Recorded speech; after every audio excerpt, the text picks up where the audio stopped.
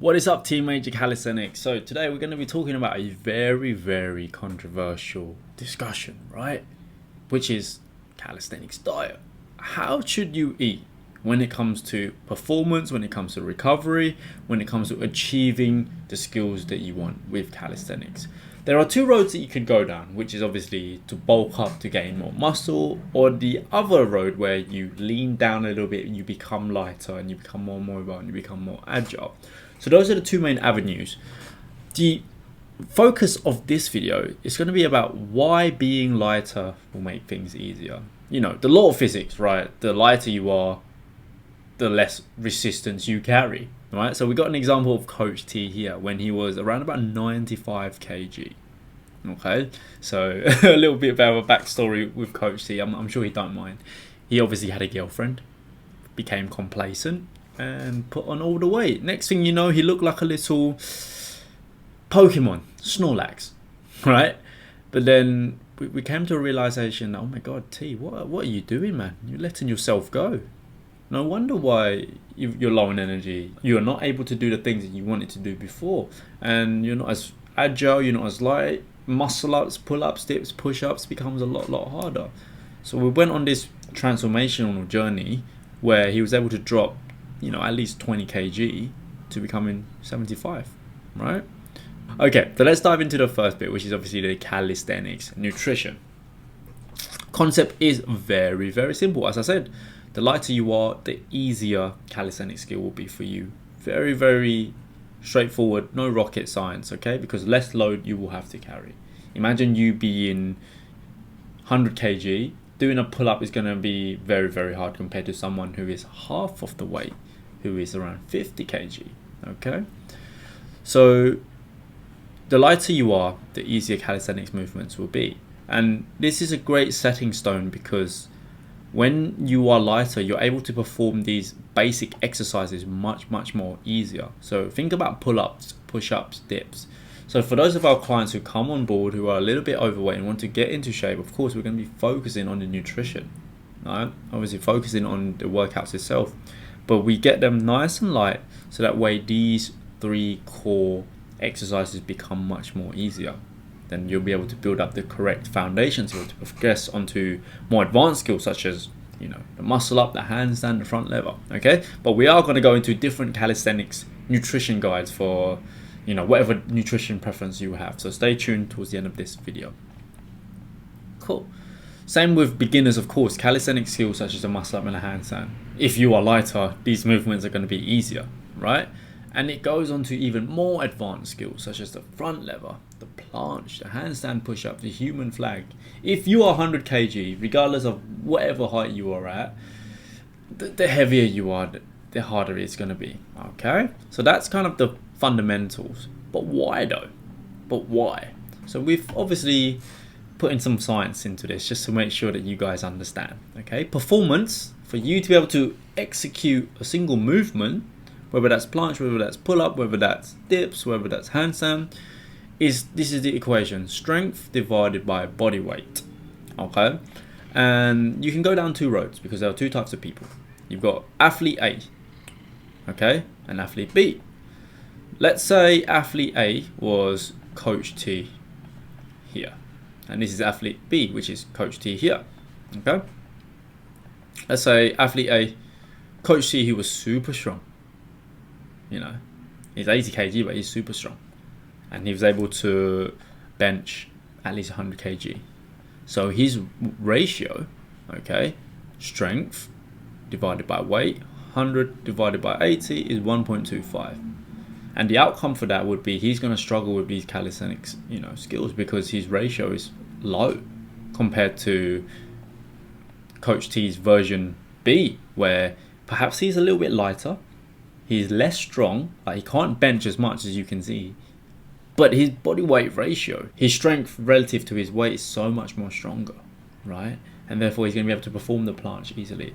So we can see that, you know, as Coach T become much more lighter, his muscle up starts to fly again. He's able to do waist to bar, even weighted pull-ups got easier, right? And so is the front lever, so is the planche.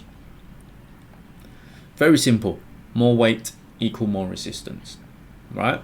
However, there is some exception for those who are doing street lifting. If you don't know what street lifting is,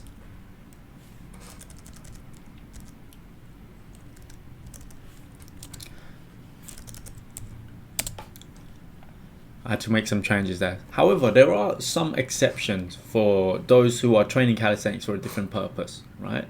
What we're talking about primarily on this video is for you to become lighter in order to master core calisthenic skills.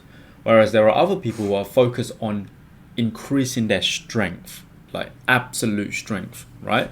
So for those who are doing street lifting, so if you don't know what street lifting is, it's pretty much weighted pull-ups, weighted dips, squats, right? So essentially calisthenics exercises, but with weight on top.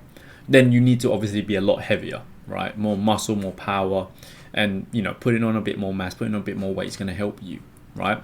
So thinking back when I was doing competition in the calisthenics, I think it was about 3 years ago. I came third in the UK, and one of the street lifting, at that time when I was training, also doing street lifting too, I was 67 kg, near enough, right? And I was doing weighted pull-up of 75 and also dip of 95, okay? But then I made sure to increase my weight from 65 to 67, okay? So obviously you need more muscle mass to be able to exert more force, essentially. So in calisthenics, your body is both the machine and the load. The more you weigh, the more force your muscles will have to generate to stabilize you.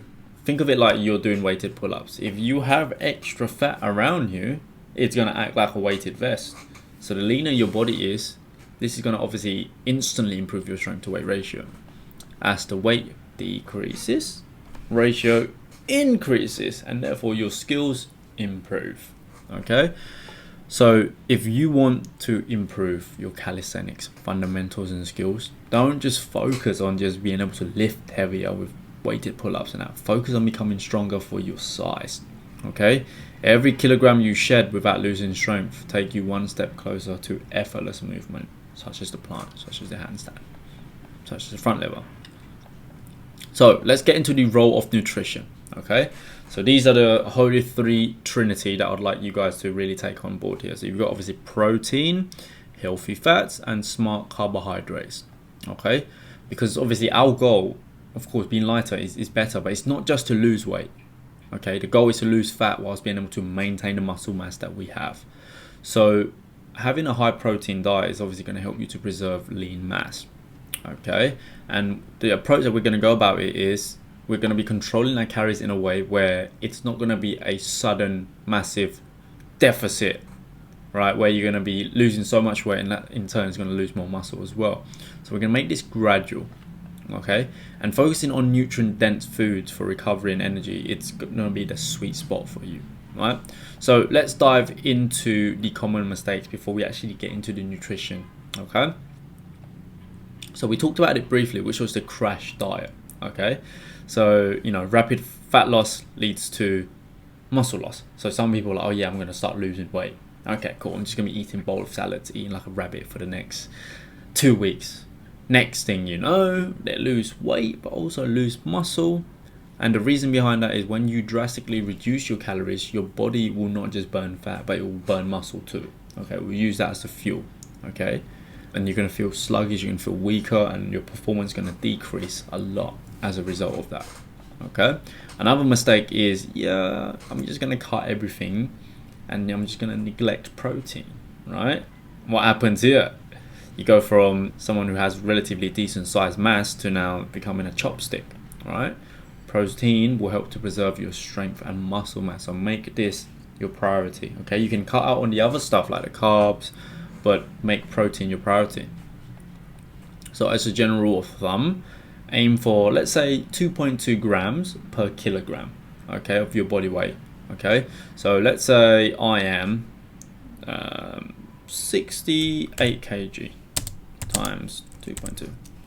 So I'll need around 150 grams of protein per day, right? So that's for me specifically. Okay, this will keep me obviously nice and lean, strong, and ready to train. Okay, another common mistake that a lot of people like to do is they train too hard. I was such a culprit for this because I would train like 6 days a week. Of course I would recover, but I was just so addicted to the gains, and next thing you know, your body's not going to be able to recover in time. You're going to become so fatigued, and then your sessions are not going to be as effective as it should be. Okay, as you rest, you grow. As you grow, your progress will improve. So, you know, you don't just grow during your workouts, you grow in between them. Don't be too crazy training 6 days a week without recovering, okay? So this is obviously going to cause burnout as well, so you be careful when it comes to that. Now let's have a look at the different nutrition structure that you can be following. Okay, so you might want to pause this video. These are some of the examples that we've come up with. So we've got a basic plan, we've got fat loss focus, we've got plant-based, we've got intermittent fasting, and we've got performance. Okay, so this is super basic one. It's relatively generic, so you're gonna have to like see for yourself. Okay, overnight oats with some Greek yogurt, banana, chia seeds. Great breakfast. You know, low in carbohydrates, a decent amount of fiber. Got some healthy fats in there as well, chia seeds, and that's going to get you going. Okay, when it comes to snack, hummus, carrots, and cucumber sticks. So hummus is protein, right? It's made out of chickpeas, so that's a great way to keep the protein up. Now when it comes to lunch, grilled chicken with quinoa and vegetables. And we say this loosely because obviously when it comes to grilled chicken, try to have that as the majority of your plate. And when it comes to the quinoa and the vegetables, that should be, let's say, a quarter of a plate. Okay, so if it were, let's say this is your plate. Okay, this is your plate. Boom. I'm going to draw here. Okay, so this amount should be protein. This amount could be carbs, and this amount could be veg. Okay, so that's what I would base it off as. Okay, higher protein, the more you're going to be able to recover faster and also preserve your muscles. And then snack in between your lunch and your dinner is obviously protein shake, get that extra protein up, and then a handful of nuts. And when it comes to dinner, salmon, a little bit of carbs, and some spinach salad. And the thing with this is, right, you can swap out the combinations. So if you're tired of having chicken for lunch, swap that for steak. If you're tired of having salmon for dinner, swap that for chicken. You know, you play around with the combinations.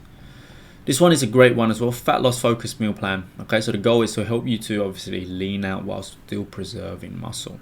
Okay, high protein, moderate fat, lower carbs, deficit of around 300 to 500. Okay, so eggs, powerhouse of a protein source. I've read somewhere, I'm gonna butcher the statistics, but like protein, I think about 43%. I'm butchering the numbers here, but 43% of an egg will actually translate into human tissue, whereas chicken is like significantly less, maybe like 23. I'm not sure, something like that. Okay, so egg, spinach, avocado, and then a bit of bread. Great. High protein, high fats, low on carbs. Okay, so it's going to be slow releasing. It's going to make you feel full. It's going to make you feel satiated. Greek yogurt with chia seeds and blueberries. You can put this in like a container the night before, and that's going to be good. Grilled chicken best, vegetables and quinoa, fiber rich, high protein, bit of protein shake and nuts, so similar to this one. And for dinner we've got salmon, broccoli, sweet potatoes. So you see the three: protein, carbs, veg. Lots of omega-3s help with obviously recovery and inflammation.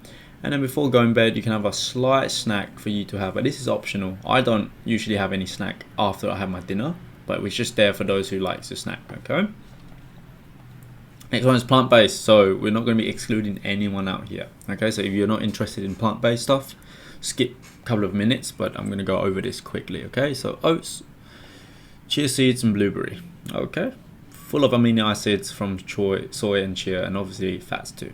Okay, hummus and carrot sticks, protein. Lentil curry with brown rice and spinach. Now lentil curry, if it's a bit of a mission for you to make, have some like tofu and tempeh. You can, you know, stir fry that with some vegetables. That's completely fine. Protein shake, obviously just to help to add that extra protein in. And then we come to tofu stir fry, quinoa, sesame oil, omega rich, and then some snacks to finish off with some yogurt. Okay, so 100% plant-based, and we're going to be giving you lots of omega-3s and high in protein, so that way you can be complete. Okay, And for those of you who are doing intermittent fasting, I recommend a 16 to 8 fasting window. Okay, so you fast for 16 hours and you eat only for 8 hours. Okay, so 12 p.m. to 8 p.m. is like a classic one, essentially. Okay, so yeah, let's pause here.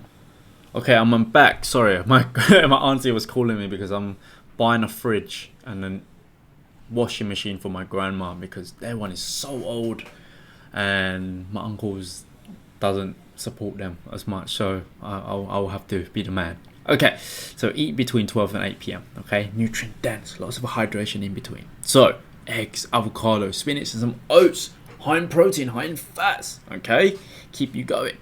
Okay, so when it comes to omelets, 3 to 4 eggs is fine. Okay, whether you're a girl, whether you're a guy.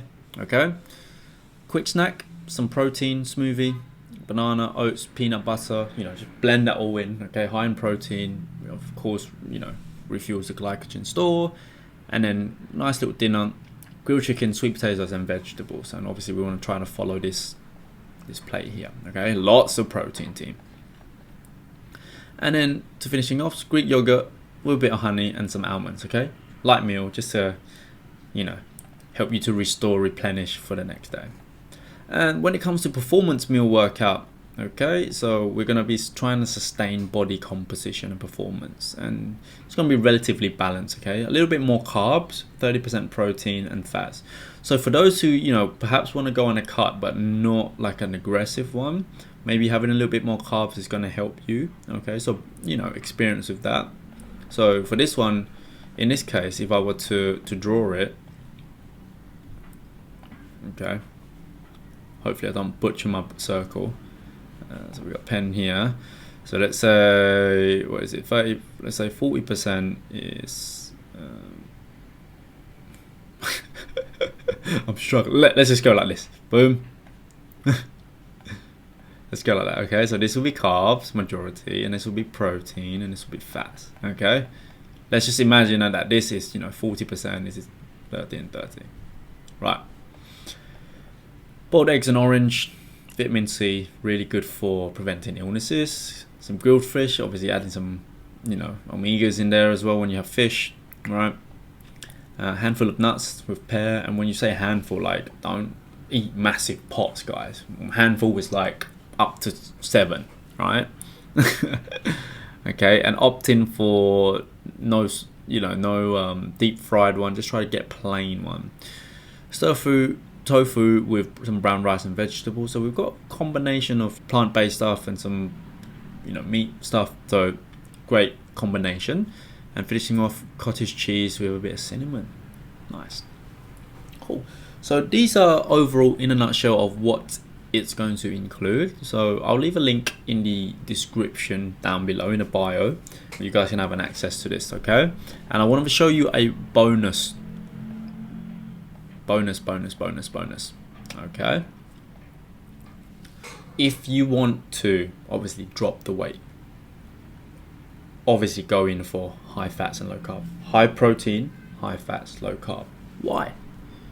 Great for helping with weight loss. Okay, many of our clients who have gone through this was able to shred so many kilos or pounds and actually improve their performance, learning the muscle up, learning the handstand, learning the front lever. Okay, so the thing with fats is that fats is a lot more satiating, and if you don't know what that means, it's going to help you to keep you full for a longer period of time, and it's also digest slower as well. Okay, so it's going to keep your hunger at bay. When you eat fats, it stabilizes your blood sugar, and you will not have this crash that you want to go back and eat straight away. Okay, so think about it, after having like a really big unhealthy meal like a load of pasta, and then an hour or two later you're hungry again and you want more. That's because your blood sugars are being spiked, right? So fat-rich foods will help to reduce that hunger spike. You're going to get a steady release of energy, and that's why you're going to have less cravings. So very simple here. Whenever you want to have carbs, make a rule for yourself. Have carbs in one meal per day. So if you want to have rice, let's say for example, if you're for one of my clients, she's from Thailand, living in Australia. She's Asian, right? So rice is a big thing for her. I say, Jit. I'll just say Jit. Yeah, her name's Jit. Jit, you know, if you want to drop the weight, I challenge you to have carbs once per day. So if you still love your rice, have rice in dinner. For breakfast and lunch, you have no carbs, right? You only have protein and fats, okay? So rather than perhaps having eggs with bread, eggs on toast, swap out the toast with avocados and cheese, right? High fats. And then when it comes to lunch, she would usually have, you know, some kind of minced beef, minced pork, minced chicken with a little bit of, you know, vegetables on the side, and she'll have some nuts too, just to, you know, extra fats. And then for dinner she can enjoy whatever she wants in terms of like the meat, and have some rice with that. Okay, so keep that in mind. Lower your carbs and you'll see your abs pop in. You see your energy gradually decreasing. It's gonna spike, it's gonna plummet a little bit for like 1 or 2 weeks, but stick with it and it's gonna go back up. Okay, so essentially that is it, team. What I'll do is I'll leave, you know, these images in a link in a Google Drive where you guys can download it and apply it for yourself. So yeah, if you like what you see, please give us a thumbs up. Consider pressing the subscribe button. So that way you can come back for more video like this. Okay, really appreciate you taking the time. And if you'd like to go through this journey, just like our clients here, who was able to, you know, for example, Danny dropping over 10 kg in just 3 months, overcoming his back pain and actually seeing abs for the first time. Matteo went from this to this in 6 months, being able to do the muscle up and the handstand. You know, Mr. Steve here, workaholic, 50 plus hours a week as an analyst, dropped the love handle, dropped the belly, and now is able to have some abs. Another Mr. Steve here, okay, went from frustrated with trying to get the muscle up to actually dropping over 10 kg and learning the muscle up and the handstand in 16 weeks. More honorable mentions for our ladies here. You know, Marisa dropping 3 kg in the space of 4 months, and we didn't really make this a priority. We just made sure that she eats high protein and she has more energy. Her performance has gone up 6 to 12 pull-ups, 40 push-ups, 12 dips. Oh, the list goes on, guys. So if you'd like to be personally coached by us, just like these lovely clients, then head over to a link down below in the description to learn more about online coaching. Thank you so much for watching. Catch you in the next video, team.